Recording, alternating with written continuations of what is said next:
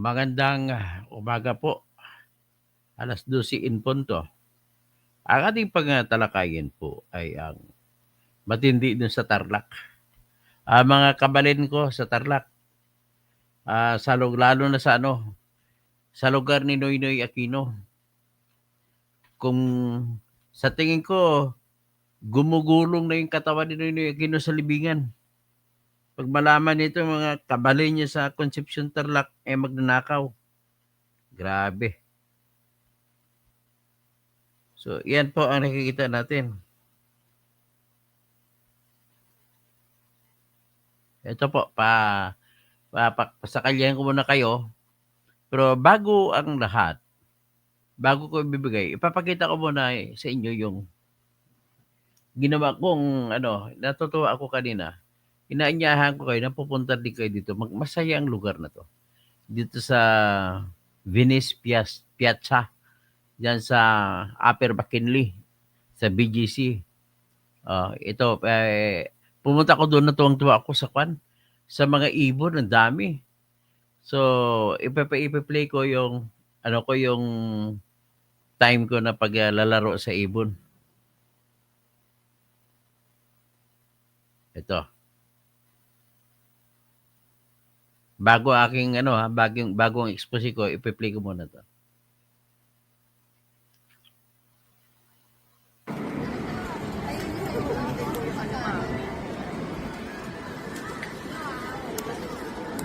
Yan, ako yan. Sa isang kapay ko na eh. Lagyan pa ko isa sa... Sa awat sa ulo ko! Lagyan mo! Ito yung ano ko!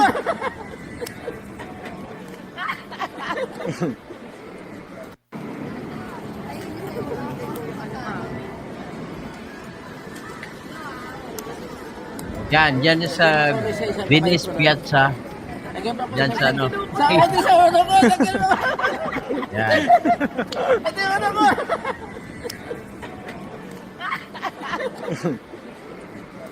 Nick Reyes. Bali Racer na. Ayan, kanina na pumunta ako sa Venice Piazza dyan sa BGC. Sa awat sa ulo ko! Lagyan mo! Masarap doon. Pumunta ka doon, Rapi Tulfo, Andes Polandet, sa Venice ni Taguig. Pag pumunta ka roon, meron kang dalang pagkain sa mga kalapati. Lalapit sa iyo lahat. Sa isang kapay ko Kaya kakatawa. Lagyan pa ko isa sa... Sa awat sa ulo ko! Lagyan mo! Ba't hindi ako nataihan sa ulo? Literal na taihan ako sa ulo. Ayan. Kapag nag-audience pa ko, ay, Rapi Tulfo, alias Polandet, bigyan mo pa nga uli ako ng email na tungkol na kay Guardiola. Hindi ko mabubuksan yung pinadala mo. Doon may padala sa bertenis.kausing@gmail.com. Surat ko dito.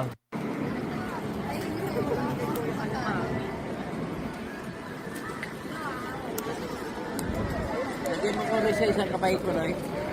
Lagyan pa ko isa sa... Sa awat sa ulo ko! Lagyan mo! Ito yung ano ko!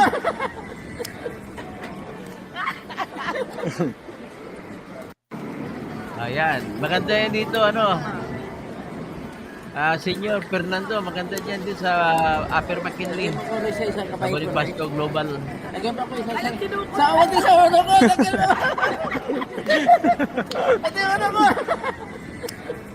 So, ito ngayon.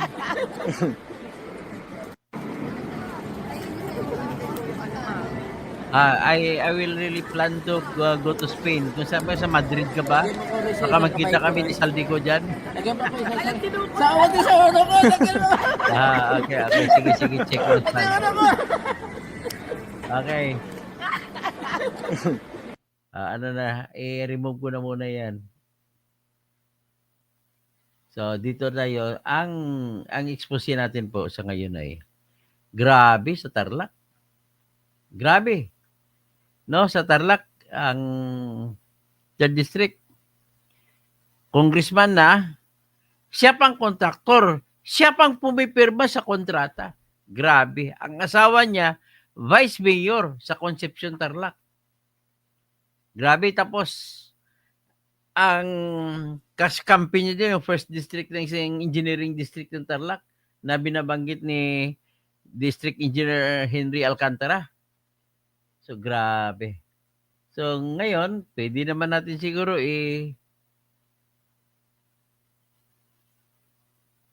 nagsampa po kasi ng kaso yung kaibigan ko na si Pyra Lucas, nagsampa siya laban kay Mayor Evelyn Rivera at saka yung husband niya na si Noel Rivera. Grabe, matindi. Hindi natatakot sa batas. Ay, bend the law. Dami talaga bend the law dito. Oh, ito. Yan po, yung magandang babaeng yan, si Bicon yan, si Pyra Lucas. Nagsampa ng reklamong plunder at graft ang United Filipino Against Crime and Corruption sa Office of the Ombudsman laban kina Tarlac 3rd District Congressman Noel Rivera, Concepcion Tarlac Vice Mayor Evelyn Rivera, at Tarlac DPWH 1st District Engineer Neil Farala. Kaugnay ito na mahigit kalahating bilyong piso halaga na umani anomalya sa flood control project at iba pang proyekto sa probinsya ng Tarlac. So, may mga comments ito, basahin ko. Naglalabasan na kasi noong past admin kontrolado nila kaya walang nagsampa ng kaso. Ngayon, open sa lahat. So, Lee Bator, DIF or the CDF, or DIF, so Pedro siguro. Sino kayang may bayag na magsampa sa ombudsman laban kay PBBM?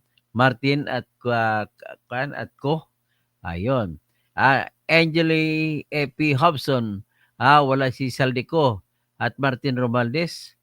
Tapos Mira Diaz o si Lustay, wala. Si Mira Diaz. Joe Pals, Kinipkap, daming mga comments na hindi ko mabasa masyado. Si Good Job, okay, si Paul Santos Gonzales, Eduardo Mihambaro, umpisa na trabaho ni Crispin Rimulya, baka maipon at matabunan ka ng mga kaso na walang maparusahan. Jaime Monsayak, bulgar niyo ng lahat ng mga mandarambong. Ito po ay nabasa ko ang reklamo nito.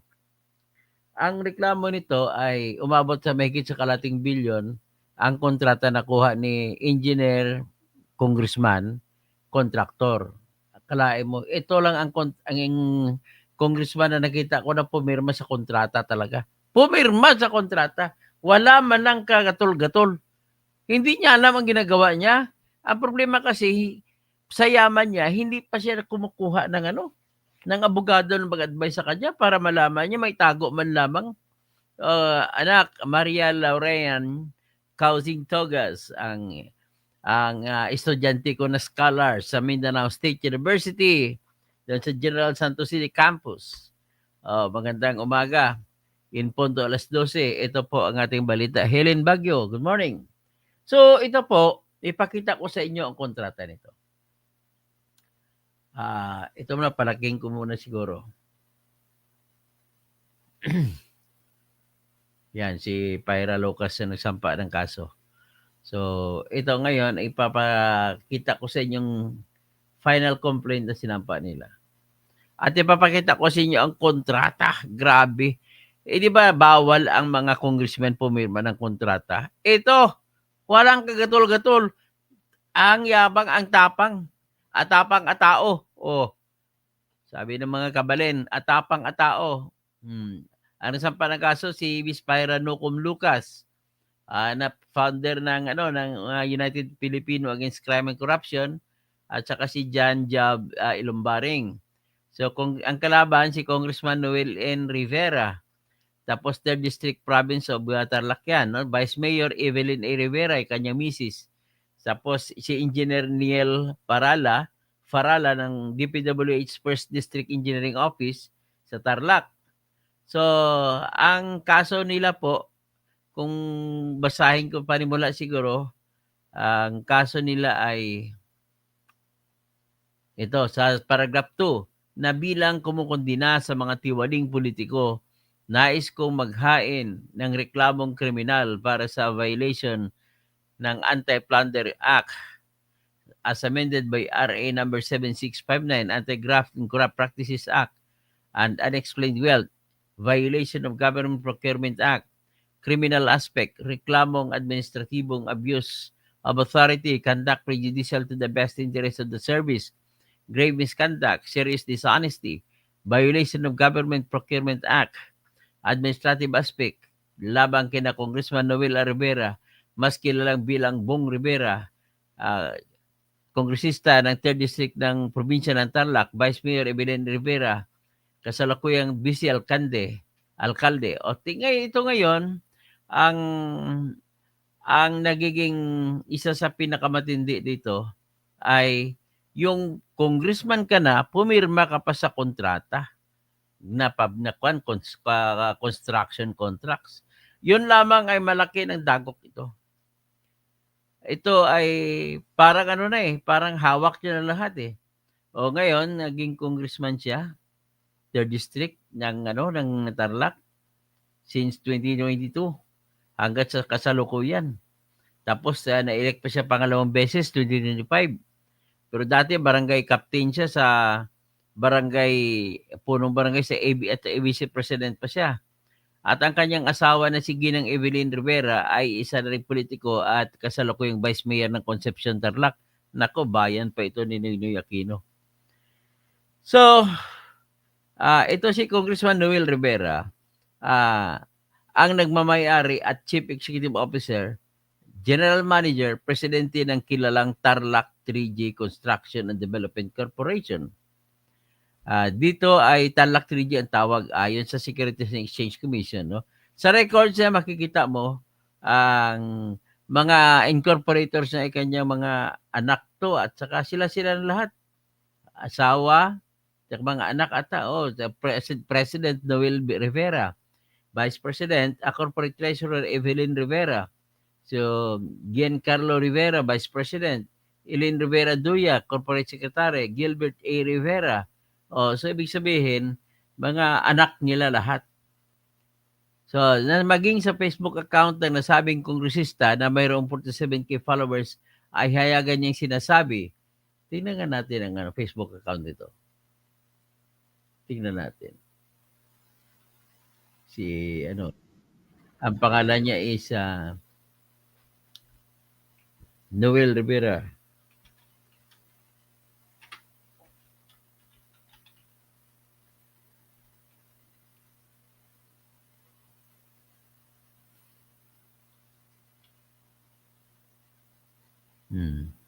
Pakinggan natin itong Pakinggan natin itong balita. Ano to?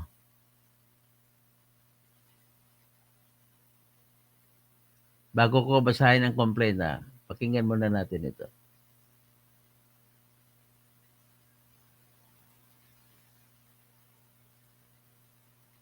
Ito.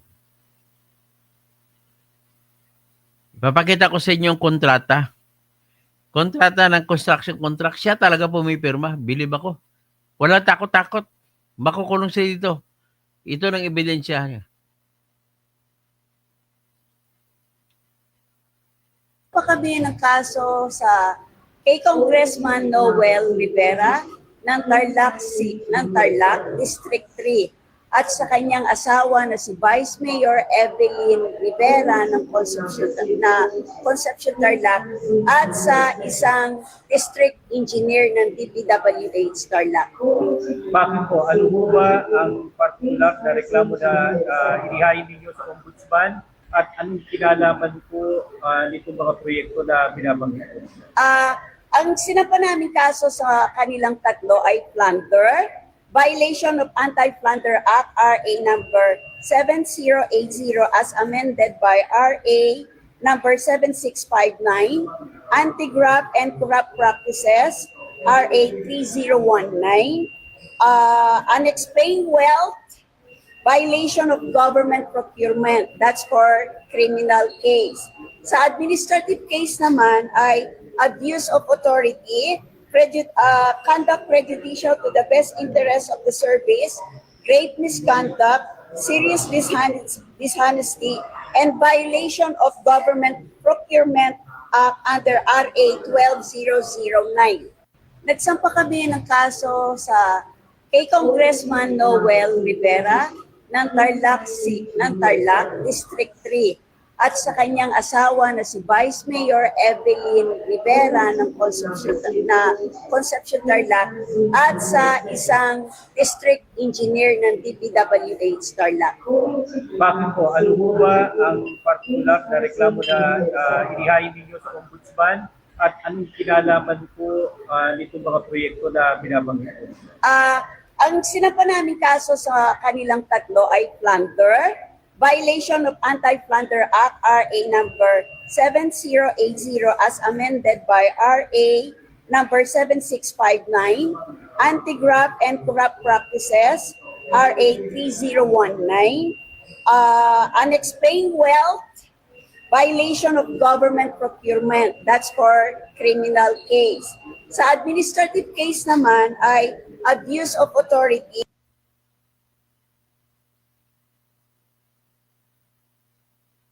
So anyway, ang gagawin natin ngayon, ipakita ko sa inyo yung mga kontrata dito kay Mamamangha. Matapang, alam mo bawal na ikaw congressman pipirma ng kontrata, pero ginawa niya. Believe ako. Saludo ako sa iyo, Mr. Noel Rivera. Grabe ka. Kapilido pa yung Rivera na mayor ng ng Cabiao. Kontraktor din. Matindi rin. Oh, kilala ni Bongesius yun. Yan na, mga mahaba yung reklamo, inisa-isa mga kontrata. Dadalhin ko kayo doon sa dulo. Ang haba ng reklamo. Yan, mga listahan ng mga kontrata yan. Kalahating bilyon mahigit yun sa kanya lang. Tapos may style pa po siya na pinapapasok nila doon yung mga kontraktor ng Diskaya. Diskaya ang akala mo sa proyekto, yung sa kontrata, pero sila rin ang gumagawa. Kumbaga, moonlighting. Kumbaga, tawag dyan? Sila lang sa subcon. Ito yung ang pangalan ng kumpanya. 3G, palaki natin. Tarlac 3G Construction and Development Corporation. Yan po pangalan ng kumpanya. Baba pa tayo.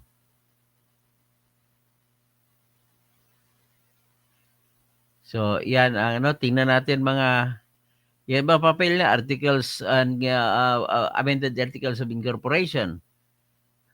Makita mo ang address nila sa number 089 San Vicente, Concepcion, Tarlac. Yan ang mga kanyang mga puro mga anak niya rin ito. Noel M. Rivera, N. Rivera, Evelyn E. Rivera, Manuel Bundok. May bundok dito Eloisa E. Tobala, Princess Will R. Simeon. Okay. So, yan ang mga original na Ang capitalization niya 1 million of authorized capital stock. Capital stock. Pero hindi natin alam kung magkano ang paid up capital niya. So, ito po ang mga major stockholder ay si Noel Rivera. Ang kabuuang shares nito is so 1 million pilang subscribe shares niya, 25%. So 192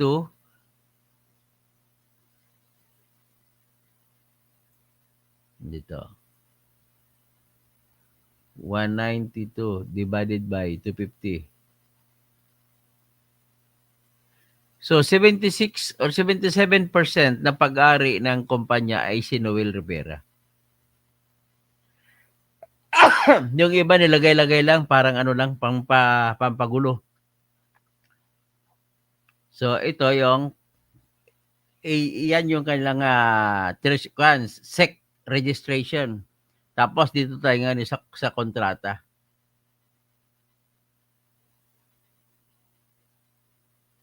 Undertaking.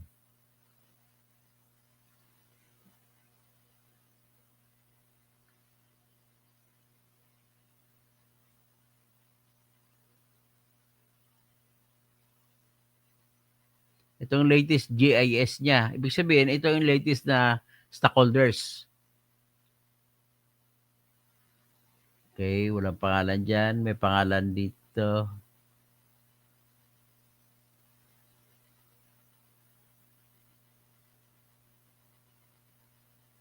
O yan, ang kapitan siya dati, Cap Noel Bong Rivera.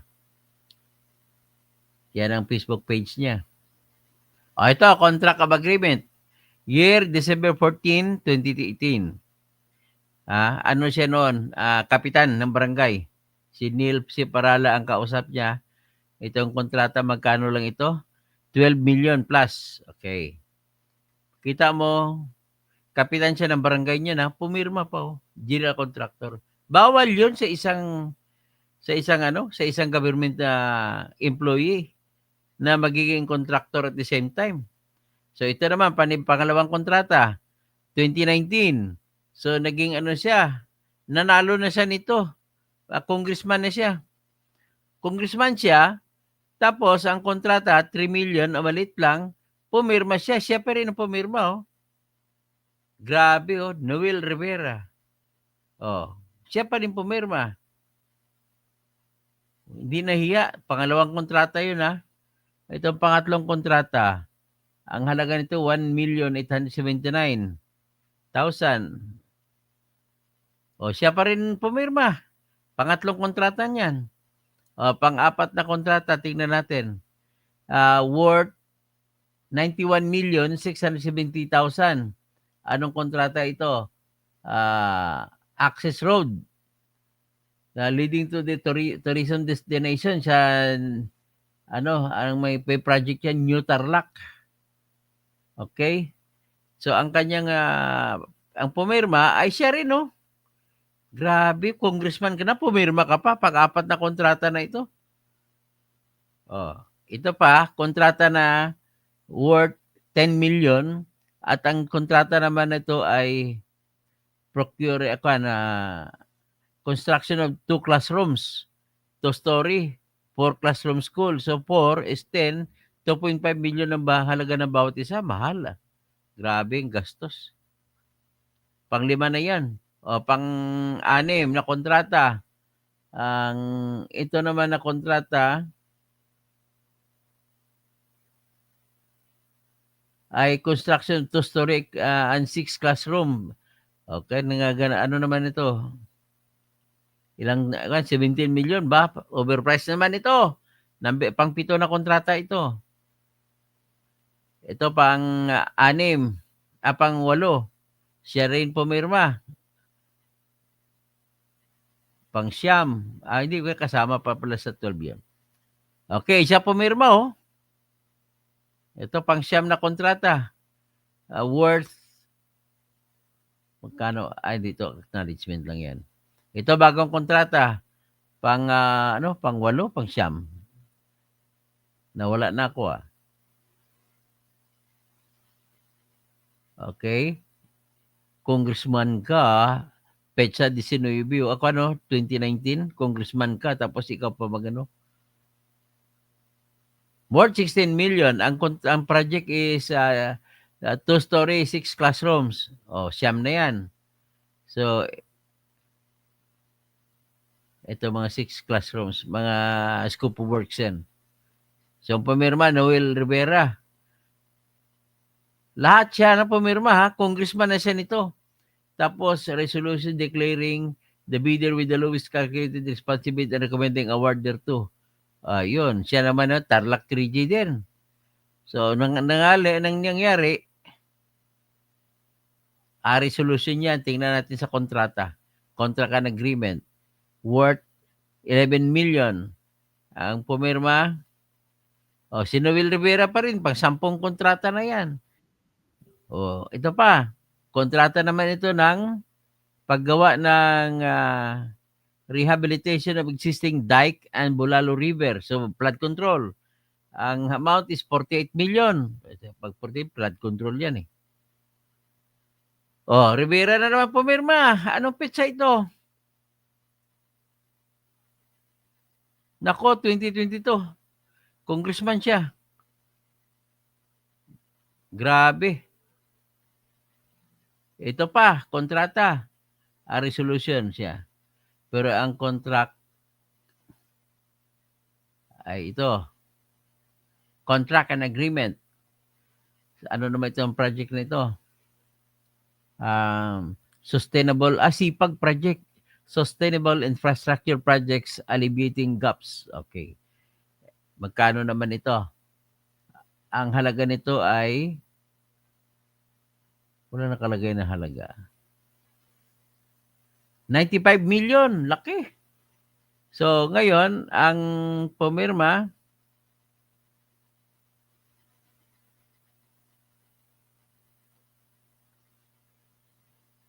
panibagong kontra. 2024, oh. Grabe. Ano naman ito?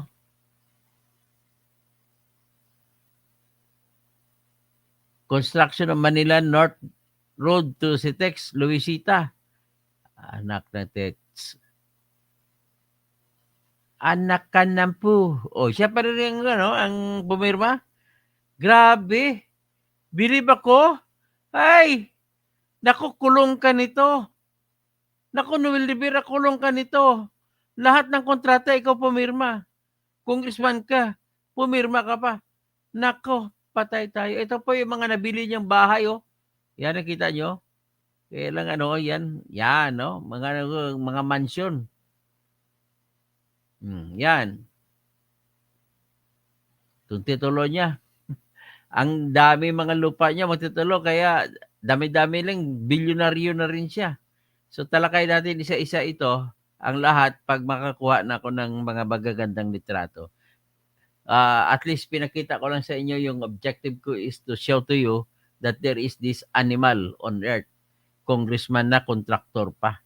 Hindi yung tinasabi mo lang, akala mo contractor. Na congressman talagang siyang pumipirma. Yung ibang congressman hindi pumipirma eh. Siyang pumipirma, matapang. Bilib ako. Ay, nako. Talagang corruption, Pilipino kahit saan.